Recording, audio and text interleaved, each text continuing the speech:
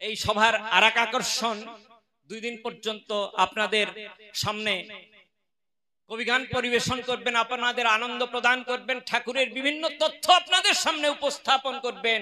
যেমন আরেকজন সরকার, সজল সরকার মহাশয়কে আমি আহ্বান জানাবো, তিনি তার মূল্যবান বক্তব্য আপনাদের সামনে কিছু উপস্থাপন করবেন।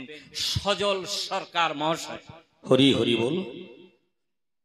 জয় হরিচাঁদ, জয় গুরুচাঁদ, জয় তারকচাঁদ। আমি মঞ্চে উপবিষ্ট যারা আছেন সবাইকে প্রণাম জানাই। প্রণাম জানাই শ্রী শ্রী হরিচাঁদ ঠাকুর, শ্রী শ্রী গুরুচাঁদ ঠাকুর এবং তারক গোসাইকে, এবং ঠাকুরের যারা ভক্তরা এসেছেন সবাইকে আমি প্রণাম জানাই।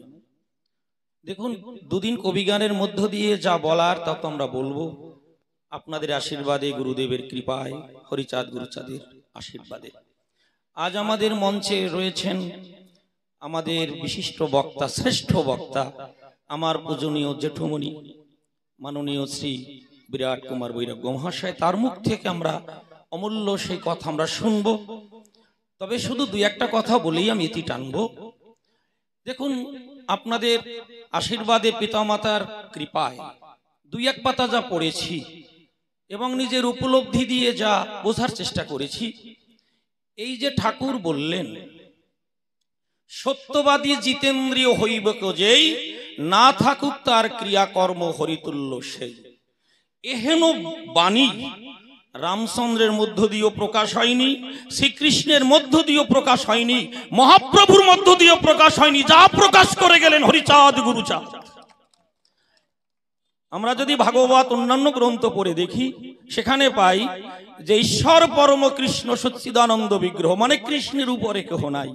কিন্তু হরি ঠাকুর বললেন, গুরুচাঁদ ঠাকুর বললেন যে সত্যবাদী জিতেন্দ্রিয় হইবে যেই, না থাকুক তার ক্রিয়াকর্ম হরিতুল্য সেই। এবং গোপাল সাধুর যে মঙ্গলবাণী, সেখানেও পড়ে দেখেছি শিক্ষা সংহতি সংগ্রামী চেতনা, দলিতের মুক্তি নাই এই তিনি বিনা। তাই আপনাদের কাছে এটুকু প্রার্থনা রাখি, অনেক সময় আমরা পড়তে গিয়ে আমাদের মধ্যে নানা রকম ভ্রান্তি আসে, নানা রকম ভুল চিন্তাধারা আসে, নানা রকম প্রশ্ন জাগে। তাই যারা মতুয়া তত্ত্বটা বুঝেছেন, যারা অবগত আছেন, যেমন আমার পূজনীয় দাদা উত্তম কুমার সরকার মহাশয়, আমার জেঠুমণি এবং আরো একজন আমার পূজনীয় কাকাবাবু রয়েছেন মনোরঞ্জন সরকার মহাশয়, যারা জানেন, তাদের কাছ থেকে জেনে আমরা পথ চলবো। আমরা কারো কোনো কথায় নিজেকে বিভ্রান্ত করব না। জয় হরিচাঁদ, জয় গুরুচাঁদ, জয় তারকচাঁদ, এই কথা বলে আমি আমার বক্তব্য শেষ করলাম। সবাইকে আর একবার প্রণাম জানাই।